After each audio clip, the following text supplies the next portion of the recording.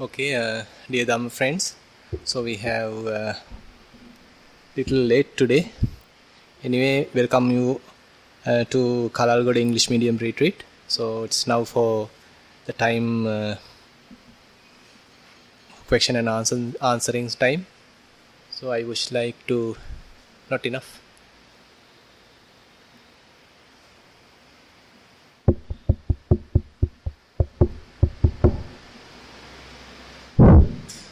Hope you all can hear now. Yeah.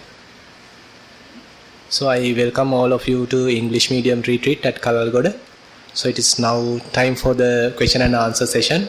So I'll ask first to start with written questions. Venerable Bhante, today we have altogether 3 questions. 3 questions? Yes. All on sitting and walking meditation, 2 English questions and 1 Sinhala question. Okay. Thero Saranai, Swamin Wahansa. As I have stated at the last retreat, my walking meditation has improved and improving day by day with your guidance.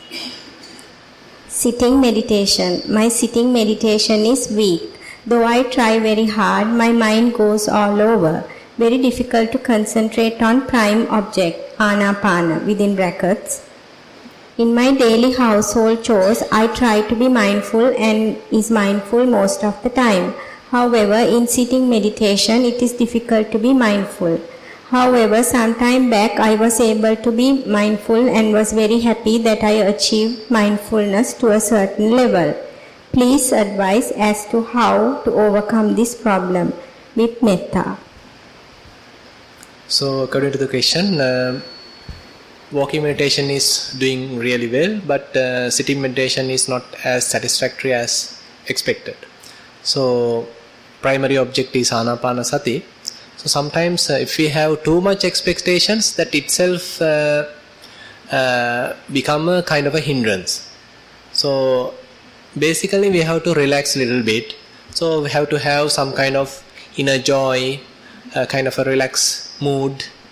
And if you have a kind of a prejudice thinking, okay, my sitting session going to be a utter failure or something like that, so that's a kind of a precondition which you have in your mind.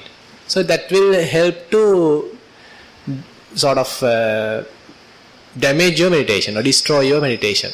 So just have a simple idea.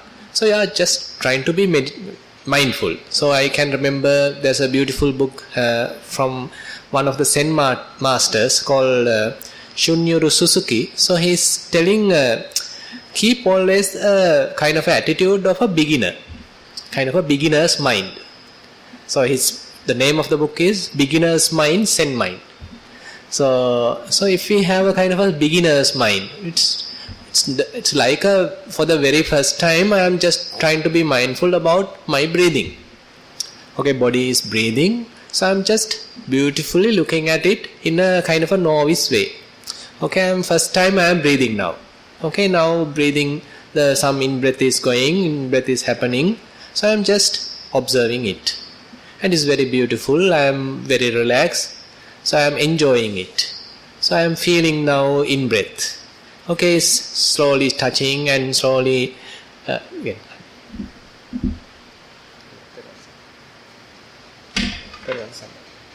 So it is softly touching and then it is passing towards the inside and I am just waiting at the nostril. And then after a while, again I feel the out breath. It is softly touching the nostril and then it is moving slowly and then it disappears. So I am having kind of a resting, relaxing period. Again the next in-breath happens. So we have to have very relaxed, soft, kind of a mild attitude. So if we take it too serious, that's also a kind of a hindrance. So I feel, I don't know whether it is the exact reason whether you are taking it too serious or taking it little tight. But don't think that you have to achieve something. Rather just concern only about the present breath, not the next, not the last, but this present in breath. And sometimes even thinking about the out breath itself is a burden. Just just careful or just worry or concern only about the first in-breath. Now fully apprehend it, fully embrace it. Now experiencing it. Now it has happened. Now you are relaxing.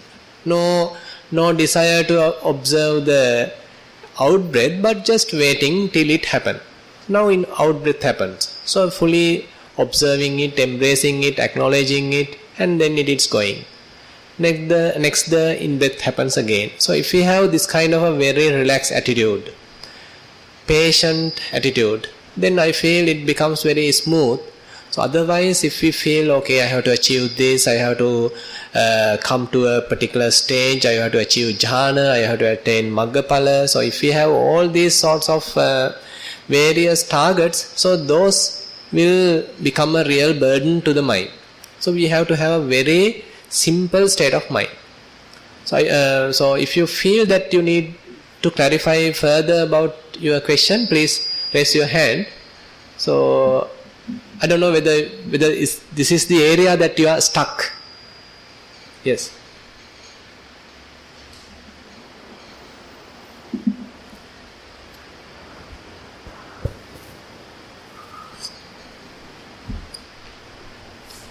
Yeah, Thero. Yes, but your answer is somewhat okay. Yeah, not somewhat.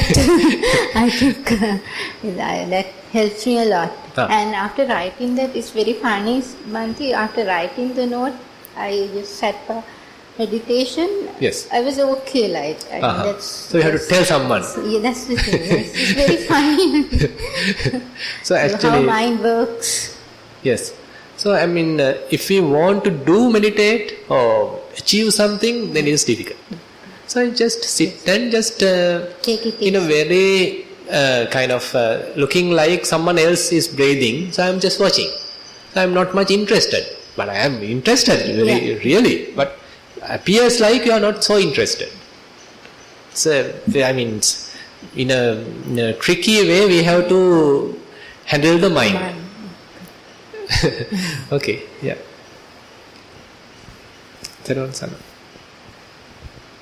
Venerable Sir, previously you have cleaned my kamatahan on walking and sitting meditation. And I have followed your instructions. Walking meditation. Bhante, by now the touching sensation between the soul and ground is also fading away. The walking goes on mainly on a blank mind. The best I could explain this is that the mind is like a blank sheet, where thoughts drift on and off. At times I see this blank sheet in front. Your valuable advice, Bhante. So, as far as I understood it, so you are experiencing some kind of emptiness, kind of spaciousness. So, within this spaciousness, time to time, you feel some sensation because of your walking. So, your left leg is touching. Due to that, you feel something. So, that disturbs the existing spaciousness. Again, spaciousness appear. Then again, the next foot touches.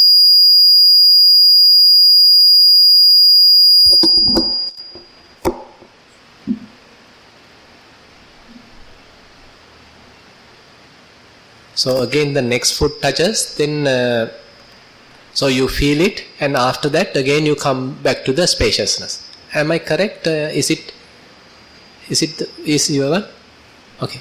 So carry on. Then is it the one you are experiencing? Yeah. So where the sort of troublesome, or what is the question actually? It's not a troublesome experience. Yeah. I just want your advice, Bhante. Basically, I mean, so during the sitting, what is your experience? Can I read it? Yeah. Sitting meditation. I am confident that I have satya during the whole sitting. By now, everything is evolving around nothingness and thoughts that has no relevance and unknown origin. Mind is like fading away and a blank sheet. So, are you happy about this blank sheet? Happy. So, what is the difference between blank sheet and the thoughts? Blank sheet is, there's no stress, there's Yes. no, it's, I don't know, I can't explain it. It's... Yeah. So basically we need to understand when we are associating an object, so it gives us some kind of a friction, some kind of a little stress, kind of a tension. So, and again, the object colors the mind. Depending on what you are associating, that particular object colors the mind. So, we are under the influence of that object. So, when the mind is entirely free, there is no object associated, so mind has its own inner purity. You experience it like a spaciousness, emptiness, but this emptiness is not something negative, rather it is empty of defilements, empty of objects, empty of any kind of a friction. So you feel really relaxed, free. So more and more we need to appreciate it. So we need to understand this is kind of a refuge for our mind. So Buddha says, so one time one Brahmin come and ask from Buddha, Bhante, what is the refuge for 5 faculties? We have eye faculty, ear faculty, nose faculty, tongue faculty and the body faculty. So he is asking, so now there are these 5 faculties through which we are experiencing the external world. And to these 5 faculties, what would be the kind of the locus, kind of the refuge? Then Buddha says, the mind is the refuge for these faculties. Then the Brahmin asks, for the mind, what is the refuge? What do you think? So for the mind, refuge is mindfulness. So Buddha says, mindfulness is the refuge for mind. So then the Brahmin asks, what is the refuge for mindfulness? So then Buddha says, refuge for mindfulness is the freedom. Freedom, what he defined in Pali, it is called vimutta. Means it may not be the ultimate freedom, but at least for temporary period, the mind is free. So when the mind is entirely free, there is no sort of conditioning object, there is no conditioning influence, cause. Mind inherently has its own purity, its own spaciousness, own emptiness, and it is a refuge for the mindfulness. So sometimes we have the impression that for us to be mindful, we have to have an object. So typically that is how we start. So when we are walking, our left foot, when it is touching, so we diligently, mindfully, fully sort of comprehend that experience. So left foot is touching. So it is improving our mindfulness. And then our right foot is touching. So that sensation, that object improves our mindfulness. So that is how we all begin. So that is the mindfulness related with the objects. So that is one side of it. And that is also necessary. So you can't immediately go to the other side without mastering this side. So we are improving slowly this mindfulness which is associating objects. So slowly, say in breath. So we are fully experiencing in breath. So each and every in breath, a little mindfulness is improved. Then each out breath, little mindfulness is improved. So likewise, slowly, gradually we are improving mindfulness. Ultimately, mind comes to a state, so it can have its own mindfulness without an object, and it is fully free. So in a way, it is kind of a bonus that mind is getting. Now there is no need of mind objects, but without an object, mind is entirely mindful. So when we understand these things, so we don't need to invite any objects. So when you feel very relaxed, when you feel that your mind is empty, when you feel that your awareness does not need anything to associate, and you are feeling fairly still. So when you are in this experience, you feel some kind of a stillness, kind of a mild joy, mild happiness is there, kind of a contentment. You don't need anything from outside because internally you are somewhat full, somewhat feeling in a sort of kind of a contentment. So we need to appreciate this state more and more. That is why at the beginning it appears like very boring, because our mind typically try to be happy with the association of various objects. When it is associating a kind of a beautiful sight, so it is getting happy. When it is associating a beautiful song, it is getting happy. When it is experiencing beautiful smell, so it is happy. So when experiencing delicious food, it is happy. So likewise, through the senses, we are trying to get the happy side, the beautiful side, and through which we are being happy. But now the mind comes to a state, so there is no need of outside objects. They are at far away, but internally you have your inner contentment. So we need to appreciate that slowly. So at the beginning you don't feel much, you appear really boring. So you enhance this period. For 15 minutes you are maintaining it. For 30 minutes you are maintaining it. For 45 minutes you are maintaining it. For 1 hour you are maintaining it. And more you likewise associating it. So mind then drift to another state. Switch to another paradigm where it understands, okay, there is another realm. It doesn't have any object. It doesn't have male, female. It doesn't have kind of black, white. It doesn't have Sinhala, Tamil. So nothing is there. It's an entirely different paradigm. So it is frictionless and it is free. You don't need money to get it. So it's only what you need is the mindfulness and kind of a practice. So more you be there, so you understand it. So likewise, once you are familiar with it, then it becomes your norm of the mind. So that is the norm. So Buddha says, Pabassaramidam bhikkhave chittang tanchako agantukehi upakkilesehi upakkilitam. Oh monks, this mind, inherently beautiful, inherently luminous. But due to this outside defilements, it gets defiled. So through mindfulness practice, through vipassana, we are going back to this, our original mind. So it is not something coming from outside. It is not something artificial. It is within ourselves. It's a matter of removing this dirt and again allowing it to bloom. So now once you touch it, you have the confidence. Okay, even though mind get temporarily polluted, even though mind get temporarily disturbed, once you are mindful, you can go back and rest in that peace.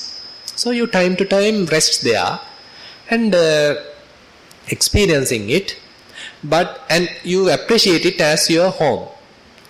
And it does not mean you can 24 hours you can be there. So you have to move with the world, you have to associate various people, you have to go to office, you have to go to the market. So this spaciousness, your stillness will be damaged. It will be disturbed. But again you go back home, you take some time, again you touch that.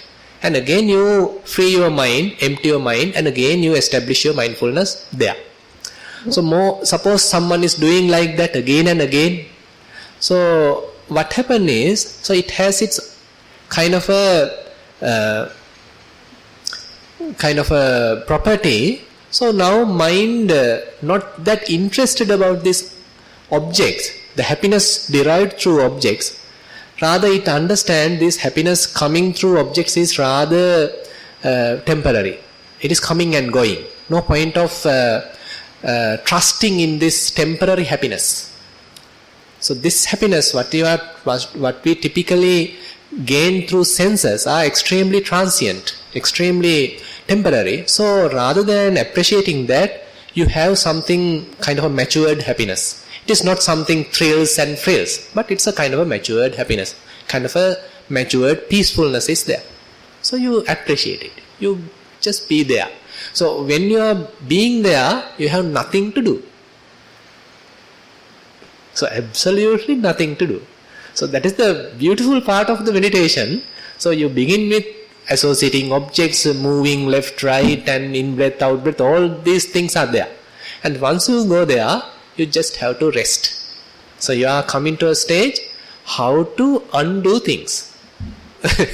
So just be there and just appreciating that simplicity. So mind becomes extremely simple. Mind becomes extremely relaxed. So simple. And you are just resting there. Very beautiful. And it's actually a really beautiful stage when you are going there. So more, but this does not mean that we have to always try to be there, to kind of attach to that state. So this state is there. So that is the kind of the norm of the mind. And you refer it or you use it as a baseline. So when you have your baseline, suppose you have when you are drawing a graph, you have a zero axis. Okay, suppose you are resting on the zero axis, when a little up in a sort of kind of upper point is there, you can immediately trace it.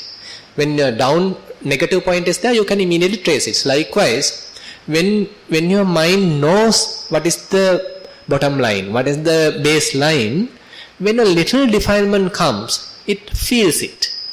So there's a subtle conceit appear. So you feel it. Subtle lust appear, you feel it. Subtle anger appear, you feel it. So you are able to remove these defilements at their very early stages. So that is the development of the mindfulness. So more and more, so we are using this stage, this stillness, as a way of baseline to remove the defilements. So it is not that you are simply resting there and just enjoying it and kind of in a trance like of thing. It is not the situation. But when you associate in this state, it helps us to clearly see the various subtle defilements appear in the mind. So then we are able to very well understand ourselves. What are the tricks of the mind? How mind is getting deluded. And then slowly disentangle.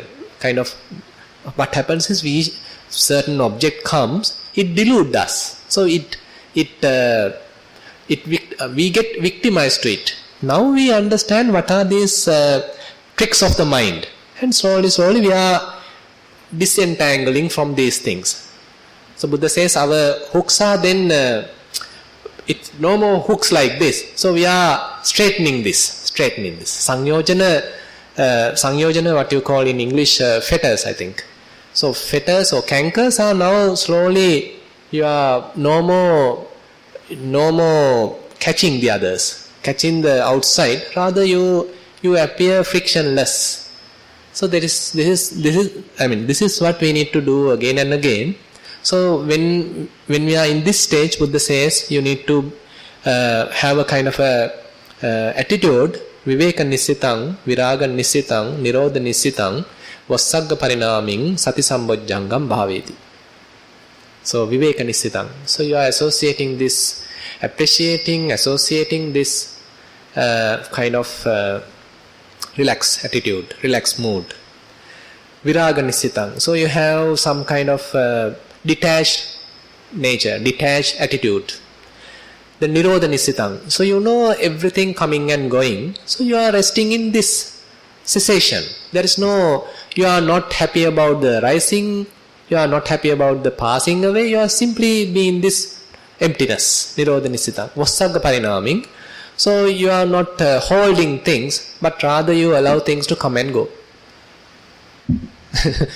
Yeah.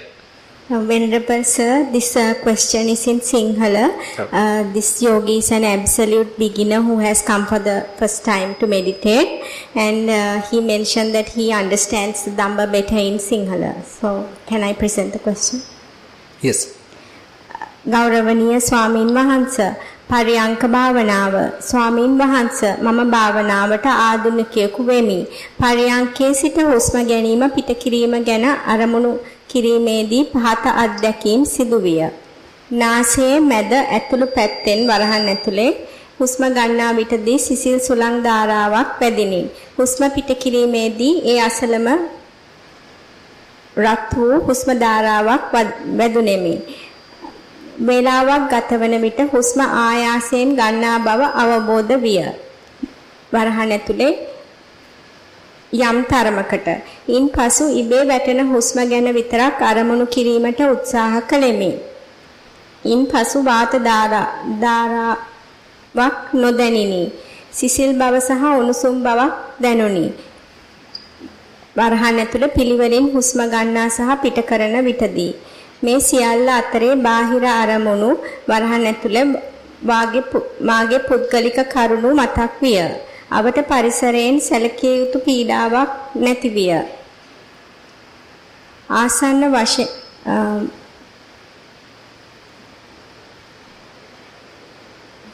ආසන්න වශයෙන් හුස්ම ගැනීම පිට කිරීම තුන් වරක් හතරකට වතාවක් බාහිර අරමුණු ඔස්සේ හිත දිව ගියේය. එම අරමුණු ගැන කොපමණ කාලයක් සිතුවාදැයි මතකයක් නැත. ඔව්. ඇත්තටම අපි හැමෝම ඉතින් ඔහොම තමයි පටන් ගන්නෙ. ඒ කියන්නේ අපි ඉඳගෙන කරන භාවනාවේදී එතකොට හිත ටිකක් වෙලා ආනාපාන සතියේ ඉන්නවා. ටිකක් වෙලා අතරමං වෙලා. මොකද අපිට තාම සතිය දියුණු මදි.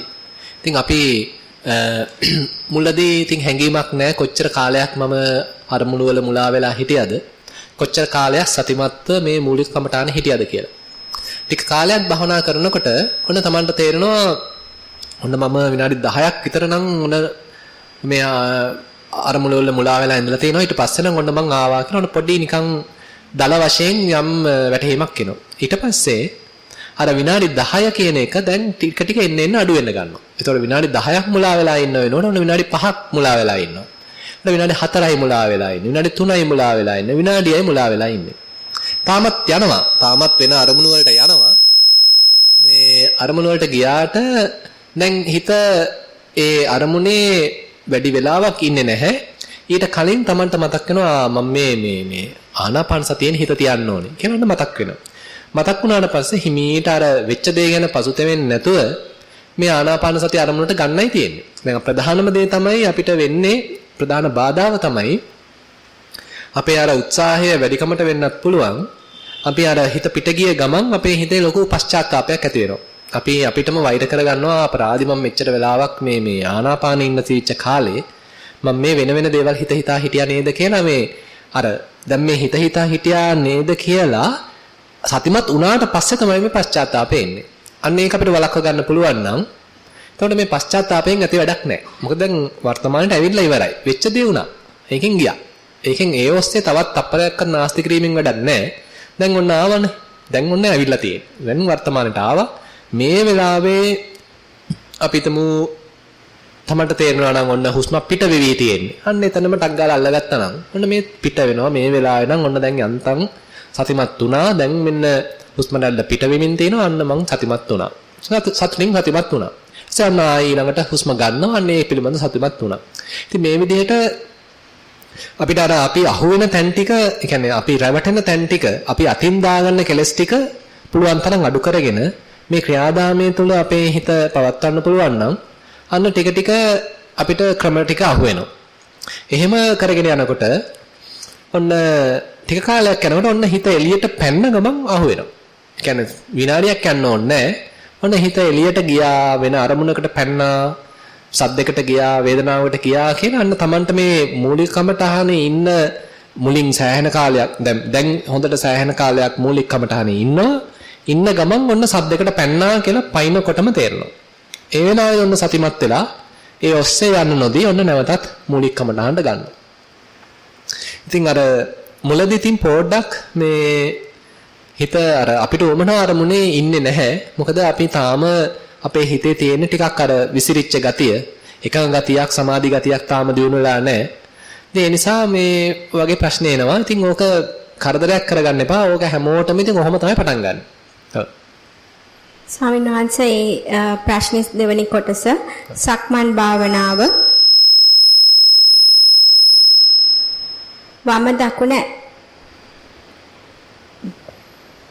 වම දකුණ ආකාරයෙන් ඇවිදීම කෙරෙහි හිත පැවැත්වීමේදී පෙර ආකාරයෙන්ම හිතට වෙනත් අරමුණු සිහිවි ඒ ඔස්සේ ගියේය. පසුව පාදයේ බිම ගෑවෙන තැන් ගැන සිතමින් සක්මනේ යෙදුනේය. පෙර ලෙස නැතත් බාහිර අරමුණු ඔස්සේ හිත ගමන් කරේය.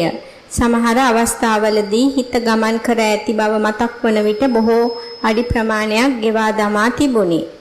මෙම අවස්ථාවේදී භාවනාවෙන් මගහැර යෑමට මට සිතේ. හිතේ සංසුන් බවක් ඇතිවන තෙක් භාවනාව මගහැර යාමට සිතේ. තෙරුවන් සරණයි. දැන් අතන සංසුන් බව ඇති කරගන්න තමයි භාවනා කරන්නේ. මේක තේරුම් ගත්තා නම් හරියි. කියන්නේ සංසුන් වෙනකන් මේ භාවනා නොකර ඉන්නව නෙමෙයි. භාවනාවෙන්මයි සංසුන් වෙන්නේ. ඒ නිසා මේ දැන් අපිට අවශ්‍ය වෙන්නේ මේකට ඡන්දයක් ඕන වෙන්නේ. කැමැත්තක් ඕන වෙන්නේ. අපි තුල ඡන්දය තියෙනවා නම්, කැමැත්ත තියෙනවා නම් මම මේක කොහොම හරි කරන්න ඕනේ. අනිත් අයට නම් දැන් ටිකක් ක්‍රමයේ අහුලා තිනවා මට තාම අහුන්නේ නැහැ. මටත් මේක කරන්න පුළුවන්. කියලා අර ඒ හැකි සංඥාව තියෙනවා නම් මේ බාධක එච්චර ලොකුවට ගණන් ගන්න එපා. මෙතෙන්දිත් අපි තේරුම් ගන්න ඕනේ ඔන්න වම දකුණ බල බල හිටියා. මේකේ දැනෙන දේවල් එක්ක හිටියා. නේ යම් අවස්ථාවක හිත පිට ගියා. තමන් දන්නෙත් නැහැ ඔන්න වෙන වෙන දේවල් හිතා ඉඳලා. ඔන්න අපිටම විනාඩි 5කට පස්සේ මතක් වුණා මම මේ වම දකුණ බලන්නේ දැන් ඉන්නේ කියලා ඔන්න මතක් වුණා. ඒ වෙලාවේ අපි හිතමු දැන් වම් කකුලයි පොළවේ ස්පර්ශලා තියෙන්නේ. එහෙනම් එතෙන්ට එන්න එච්චරයි වුණා තියෙන්නේ. හරිම සරලයි. අපි අර දාගන්නවා රටේ නැති මේ තියරි දාගෙන මේක අර ඔක්කොම අනා ගන්නවා. ඒකයි ප්‍රශ්නේ තියෙන්නේ. ඉතින් අපි ඒව මුකුත් ඕනේ නැහැ. පුළුවන් තරම් සරලව දැන් හිත පිට ගියා වෙච්ච දේ වුණා. දැන් මේ වෙලාවේ මතක් වුණා නම් දැන් මම මේ වම දකුණයි බලන්න තියෙන්නේ කියලා මතක් වුණා නම් මේ මතක් වෙච්ච මොහොතේ බලන්න දැන් වම් කකුලද පොළවේ තියෙන්නේ නැත්නම් දකුණු කකුලද පොළවේ තියෙන්නේ අන්න ඒ ගැන සතිමත් වෙන්න වෙච්ච දේ ගැන මොකක්වත් මේ පසුතැවීමක් ඇති කරගන්න එපා. ඇත්තටම මේ ප්‍රශ්නේ තනිකරම තියෙන්නේ පසුතැවීම. ඒ හින්දා අපි අර පසුතැවීමෙන් මේ එක වාසියක් තියෙන්නේ අර තමන් උද්‍යෝග වෙන්න ඕනේ. එහෙම නැතුව පසුතැවලා හිත කවදා හරි මේක දැන් ඒ කර්මුණෙම ඉන්න පටන් ගනීවි. ඊට පස්සේ මම භාවනා කරනවා කියලා කිව්වොත් ඒක වෙන්නේ නැහැ. ඉතින් ඒ කර්මුණේ නැති හින්දා තමයි මේ භාවනාව කරන්නේ. ඉතින් මේ මෙච්චර මහන්සිෙන්න ඕනේ නැහැනේ මේ සිල් අරගෙන මේ භාවනා මධ්‍යස්ථාන වලට ඇවිල්ලා ඔක්කොම කරන්න උවමනා නැහැනේ මේ හිත ඒ කර්මුණේ අපි කියන විදිහට ඉන්නවා නේද? හිත ඒ කර්මුණේ ඉන්නේ නැහැ. ඉතින් අනිත් එක පස්සේ කාලෙදී හිත පිට යාමෙන්මයි භාවනාව සිද්ධ වෙන්නේ. විපස්සනා හොඳට වැඩලා සතිය දිනුනාට පස්සේ ඊට සතිය ශක්තිමත් කරගෙන බලන් ඉන්නවා හිත කොහාටද යන්නේ කියලා. ඔන්න රාගෙට යනවා නම් තේරුම් ගන්නවා තාම අහු වෙනවා. එතෙන්ට තාම අහු වෙනවා. ඔන්න දේශයට යනවා නම් තාම තේරුම් ගන්නවා මෙතන තාම අහු වෙනවා. යන්න දිදී අහු වෙන්න ඒ කියන්නේ අහු වෙන හැටි බලා බේර ගන්නවා. ඊට පස්සේ තියෙන වෙනම කලාවක්. එහෙනම් අර මුලදී මේ පිට යාම ප්‍රශ්නයක් වෙනවා. පස්සේ පිට යාමෙන්ම ඉගෙන ගන්නවා. පිට යාමෙන්ම අපේ හිතේ තියෙන දුර්වලතා ටික මේ හිත කොහොමද මුලා වෙන්නේ කොහොමද ගිහිල්ලා ප්‍රශ්නවල මේ පැටලෙන්නේ කොහොමද ගිහිල්ලා දැවෙන්නේ අරමුණු ඇසුරු කරන්න ගිහිල්ලා කොහොමද මේ හිත දැවෙන්නේ කියලා අන්න තමන්ම හිතේ ක්‍රියාකාරීත්වය හිතේ තියෙන අර පරණ පුරුදු ටික අන්න හිතට යන්න දිදී තේරුම් ගන්න. ඒ නිසා මුලදී මේක කරදරයක් වුණාට පස්සේ මේකම මේ ලොකු මේ පාඩමක් වෙනවා. ඒ නිසා පොඩ්ඩක් ඉවසගෙන යන්නයි තියෙන්නේ. මේකට කාලයක් ගියාට වරදක් නැහැ. ඒ හින්දා බලාපොරොත්තු වෙන්න එපා සති දෙකෙන් තනිකර අරමුණේම හිත ඉඳීවි. කියපු තැන හිත ඉඳීවි මේ සතියෙන් දෙකෙන් එක පරයන්කෙන් දෙවනි පරයන්කෙන්. එහෙම වෙන්නේ නැහැ. විශේෂයෙන්ම අපි හුඟා කාර්යබහුල ජීවිතයකට නම් හුරු වෙලා තියෙන්නේ හුඟා ඉගෙන කියාගෙන තියෙනවා නම් හොඳ උපාධි අරම මේ ඔක්කොම අරන් තියෙනවා නම් හුඟා අමාරුයි. වැඩි මුකුත් නැත්තම් හරි සරලව ගෙවපු ජීවිතයක් නම් ඔන්න ටිකක් ඉක්මනට වැඩේ කරගන්න පුළුවන්. හොඳයි. ඉතින් අපිට ලැබිලා තියෙන ලිඛිත ප්‍රශ්න එපමණයි. කාට හරි වෙන ප්‍රශ්නයක් තියෙනවා නම් කතා කරන්න පුළුවන්. So all our written questions are over. So if you have any other question we can discuss. Swami Mahansa, I don't feel the out breath. Inner breath I feel. Yeah, but you can't feel out breath. Out breath. I have to forcefully do that. Then I touch it somewhere here. So where are you maintaining your attention? When I inhale, yes. I feel it's here. Yeah. Are you force in breathing? No. No. You're softly in breath. Yes. Softly allowing it to happen. That's right. Okay. And I don't feel the out breath. Out breath. So people say you have to feel the touch of the out-breath. So that I don't feel. So at that time, is your mind wandering, or mind is simply resting on that kind of inquiring mode? Say it wants to see it, it is trying to watch it, and it is not going to any other outside objects, but it is looking at it. Yes, I am concentrating on that. Yes. Mind does not wander. No. Not wander. No. Then no much harm. No problem. Because, you have an object that is the in-breath for you to be mindful. Yeah. But on the other half, you don't have an object, but still mind is very attentive. Yes. Very diligent. Yeah. It's waiting, checking whether is it possible to experiencing it. Yes. No problem. No harm. So just carry on, because even if you are able to feel the out-breath, later on it will become more and more subtle, and ultimately it will disappear. So even this in-breath, ultimately it will disappear. Right. Now it is available, but later it also won't be available. So I thought of concentrating on the chest, moving up and down. No, not necessary. Right. Not necessary. Because if you... Now, are you following the in-breath towards the chest, or are you resting at the nostril? No, yes. Yeah, resting at the nostril. You are maintaining your attention at the nostril. Yes. You are not moving. You are not moving with the breath, right? No. Right. So that is correct. So basically, you have to keep your attention at the nostril. Yeah. Don't go inside with the in-breath. Just rather stay at the nostril. Yeah. And it is simply going, you experiencing it, and then it finishes. And it may be here, but you don't worry about it. You are staying here. Then it may be coming out, but still you don't feel much, and it has gone, and you are still watching here. Yes. Nothing to worry. Yeah. And then the next in-breath happens, you are experiencing it, it has gone, but still you are maintaining your attention here. Yes. No problem. No problem at all. Yes. Anybody else has any question? Dear Bhante, I'm a yogi who have been meditating for a period of 2 years. Yes. This is my second residential retreat. Yeah. There have been a fair amount of improvement in my meditation, but there's an issue while I'm doing my sitting meditation. I can concentrate the in-breath very well, and also the out-breath. But I find that in-breath is very long and the out-breath is very, very short, and there's an interval, then the second one, it goes on like this. But I can, since my in-breath is long and the out-breath, the mind starts wandering after a while. What's happening to all the air I'm intaking, and it's drastically disturbed by my mindfulness. So, you are still alive, right? Yeah. So then nothing to worry. So if we can simply watch it like, we don't know it, if we are going to too much analytical knowledge, so it is harmful at this stage. So just concern about what you are experiencing.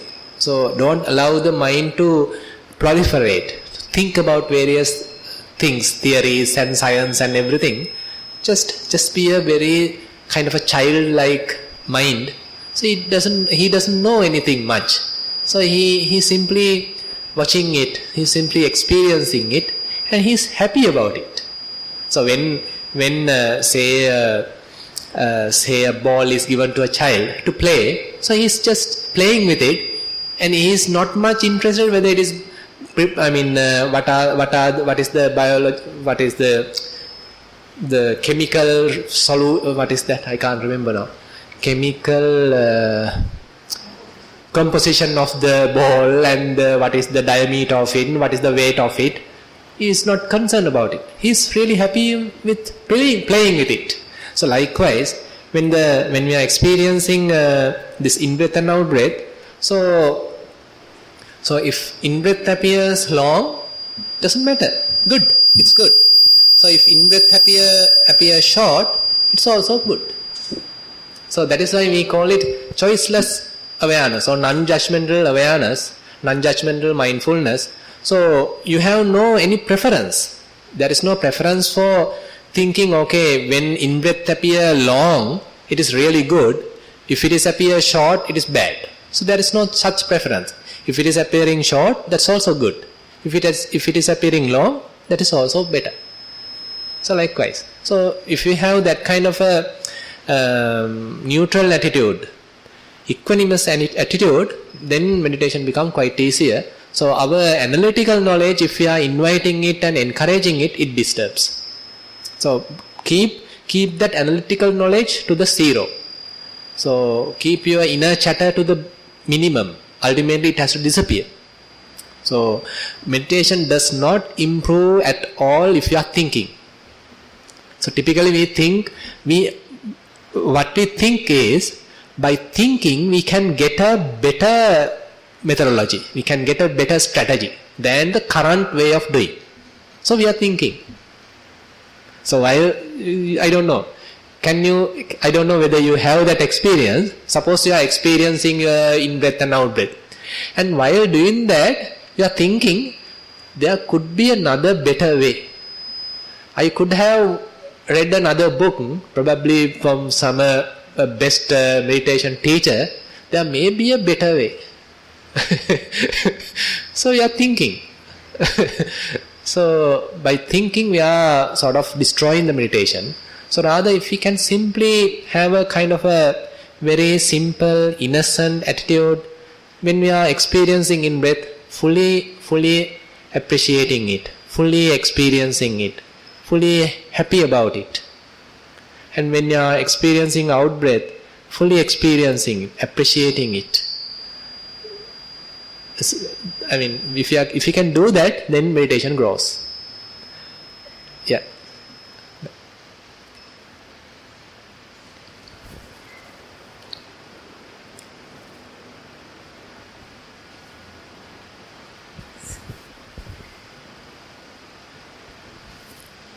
Theruvan Saranai, Venerable Sir, this is a follow-up on what you just said. Now, when I meditate, I am a notorious mind goes all over the place, and I have learned to stop worrying about it. It can go and do what it wants. Most of the time, I don't know where it went. But I know that there was a yaki that would have happened somewhere. Yeah. But the thing is, to develop, I am assuming, please correct me if I'm wrong, I need to also do the Chittanupassana, right? So I need to understand these thoughts are bubbling up. So they are the past events that are being revealed in their own way. So if I'm not aware of what is really happening, how do I have the Chittanupassana and the Dhammanupassana? Yeah. So Buddha says, you are not eligible to do Chittanupassana and Dhammanupassana unless you have fully established mindfulness. So he is giving a kind of a precondition for that. So it's going like Muttassatissa asampajanassa anapanasati bhavanam na vadami. So basically, if someone have wavering mindfulness, unstable mindfulness, then I am not recommending in-breath and this anapanasati meditation to him. So he specifically mentioned that at the Chittanupassana level. It's in the Anapanasati Sutta. At the Chittanupassana section, he is telling so. So basically, in order to get into the Chittanupassana, first of all, we need to have a fair amount of mindfulness. So what happened is, so when you are coming to Chittanupassana, through established mindfulness, you are watching your mind itself. So if this footing itself is unstable, if you are not strongly footed, strongly maintaining your footing, you are not well established in mindfulness, what happens is while looking at the state of the mind, while looking at the defilement in the mind, defilement slowly catch you.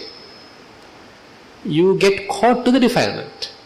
Suppose you have fair amount of mindfulness, then you are immediately able to understand this defilement, and defilement is still at the very early stage. It is not in the grown stage, but very early stages you are watching it. You are mindfully aware of it. And then you are not worried about it. Then you don't afraid of the defilement. And you are simply watching it, and it is now slowly increasing, and you are not participating to it. You are not encouraging it. You don't get deluded to it. And it has its own power, and it develops to some extent, and it will fade away by its own. And I am unwavering. I am stable. Mindfulness is stable. You are still on the breath. What if it happens now you don't need to be with the breath. Right. Yeah. You may have come through the breath to develop the mindfulness. So once you are in the Chittanupassana level, breath may be there as a secondary object. But now watching the mind, the state of the mind becomes your primary object. That is something I am very used to doing. Yes. So not to go back to the breath. If you feel not confident, then you can be with the breath again, just to further establish, further improve mindfulness. But if you are confident, now I can watch the mind without going back to another object. If there is nothing available in the mind, I can simply rest. No need to go back to another. You don't need to catch or associate another object. You are, suppose a kind of situation like this, you are watching your mind. A thought appear and it disappear. Another thought appear, it disappear. Another thought appear, it disappear. Because you are not encouraging them. You are not getting deluded to them. And it all disappear. Now there is no another one came in. Where are you going to watch? Nothing, just relax. Exactly. That's what you need to do. So you don't need to go back to breath. Okay. You don't need to go back to the breath. You simply wait. Simply watching the mind, but the mind is now empty. It doesn't have any thought. It doesn't have any kind of emotion or sometimes something like that. It's fairly equanimous, and you feel kind of spaciousness. Simply be there. Just be there. You don't need to invite objects. If it appears, doesn't matter. I am not afraid of them. But if it is not appearing, I am just be there. Just be. So when the thoughts come, they may not be strong thoughts. They are no longer strong thoughts. They used to be. Yes. To sort of like let them go. Yeah. That's okay. Without even trying to observe and without trying to remember. You have various approaches. One approach is, say you are simply seeing like an outsider, and thoughts are coming from this side and they are going from the other side. And I am just not bothered about it. I am not worried whether, I am not claiming them as my thoughts. Right. So they came due to certain reason, appear due to certain reason, and I am not claiming them, I am not encouraging them, and they go there, they go out by themselves. I am just undisturbed. So that is one approach. Right. There's another approach. You see in a sort of attitude of impermanence. So they came in, and they are not permanent. Now they have gone. So what has happened? They arise and they pass away. So they are impermanent. So you are developing kind of an insight. Okay, even though they are there, they are not permanent. They are coming and going. So you are developing that way. And on the other hand, you can see, okay, there is thought appear. When mind little associating it, I feel little tension. I feel little friction. When it is not there, I feel some calmness, some peacefulness is there. So you see, whenever an object is present, I am having some friction. I am having some suffering. Sabbe sankara dukkha. So then, and these are appearing and going, I have no control of them. It is not that I am inviting them and they are coming because of my will, but they come by their own, and they go also by their own. So I have no control of them, kind of a non-self. So you are understanding various things by watching these patterns, watching how things are happening. And another way, when things are happening, you can little see the content without getting caught to it. Suppose a kind of a lustful thought is there, Now you can understand, okay, it is lust is there. Okay, I still have some inclination, kind of attachment, kind of a greediness to something. So you understand the inner nature of it.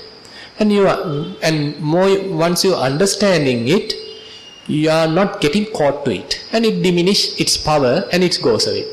Like our Bhante Dhammajiva says, when a devil comes, if you know which devil it is, and you are simply telling its name, his name, okay, it's so whatever.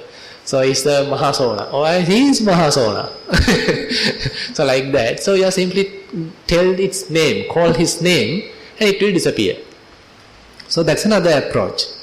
So likewise, you can see the content of it. That actually come to the Dhammanupassana. You see the content. If it is a hindrance, kamachanda, the kind of a desire, kind of a sensual thought, so you understand it's a sensual thought. It was not there, now it is there. And it will then disappear, okay, now it is not there. So that is the Dhammanupassana. There is anger, it was not there, mind was peaceful, now mind is angry. Oh, now it has gone. Now it is again back to peacefulness. So likewise you understand the content. Then you are in the Dhammanupassana.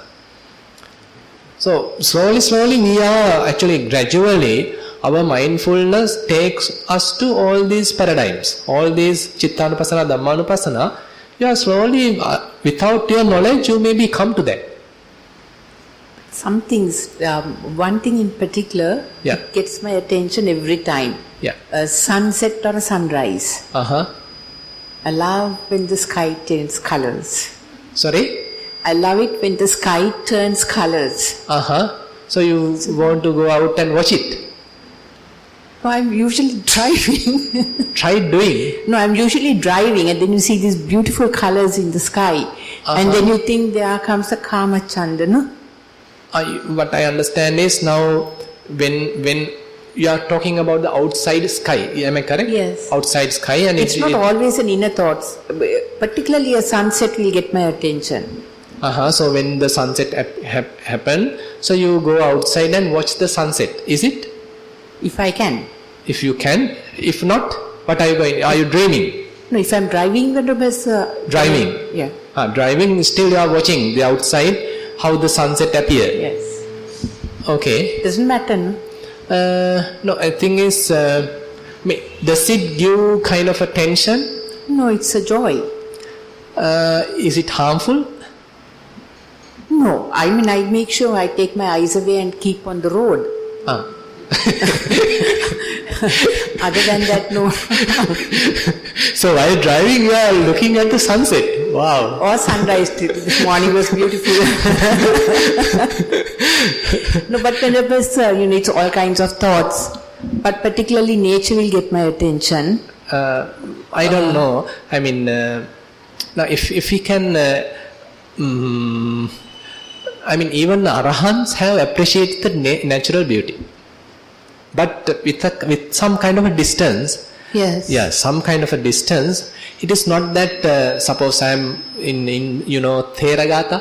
Yes, in Theragatha, there are many verses, the enlightened beings, the Arahants, they are watching this kind of natural beauty and they are appreciating it. But they are not deluded by it. And I don't know, thing is, when you are looking at it, if your mind starts talking, if your mind starts giving commentary, then it is harmful. Check whether your mind is talking while you are watching. If you can maintain still mind is just resting, just not talking, but you are appreciating the joy, appreciating the outside scene. Just check the difference. Next time when you see the sunset, check whether mind is talking or not. If your mind is not talking, then no much harm.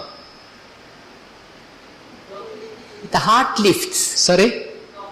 Talking means now when you are, now suppose I am looking at it. So I can watch, while watching it, my mind can tell it, oh, it is a red color.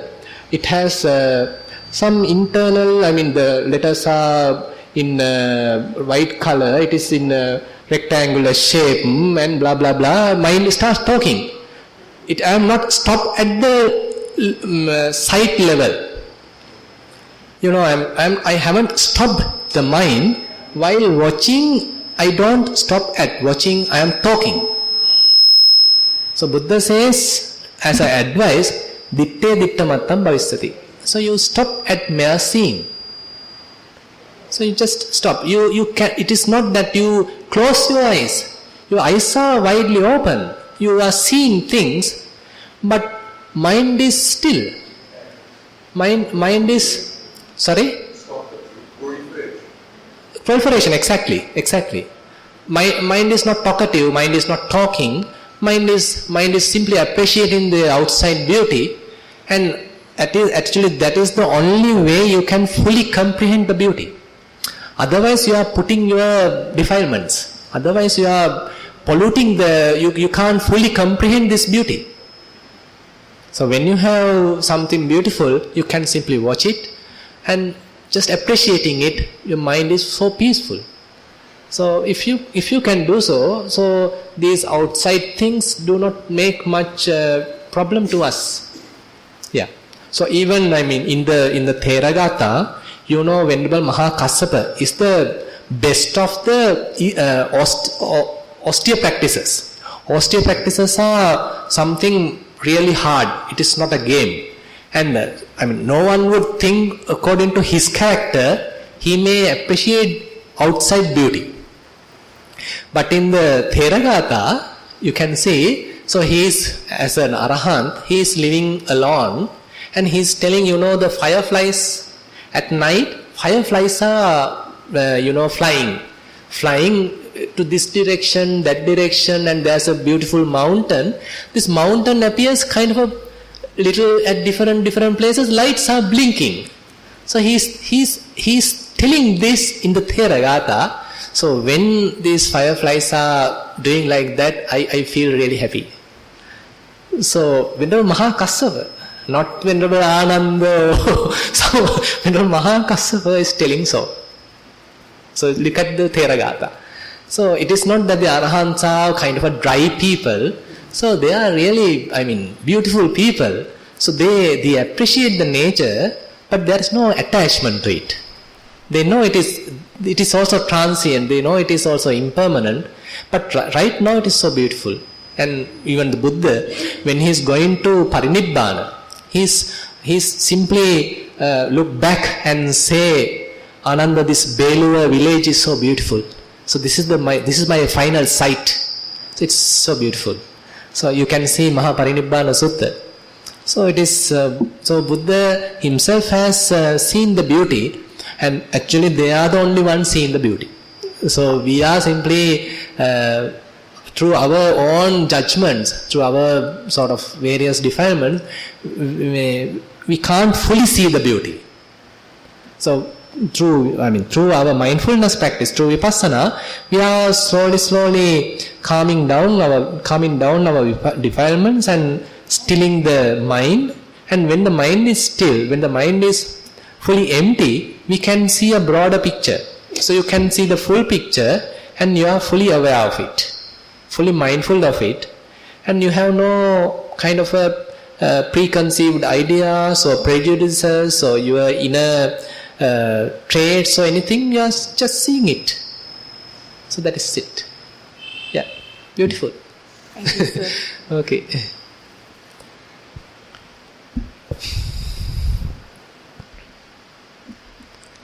Okay, I think now we are at 2:35. I think we have discussed a little bit about the Dhamma.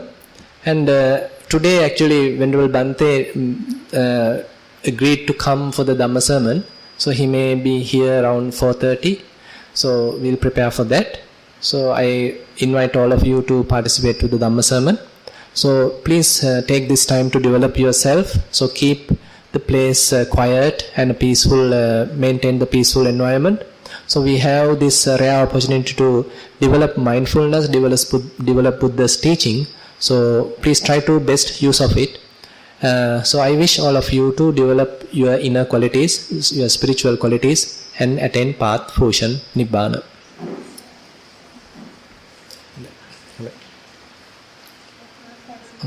Sukhi hotu. Sadhu sadhu anumodami. Sadhu anumoditabbang.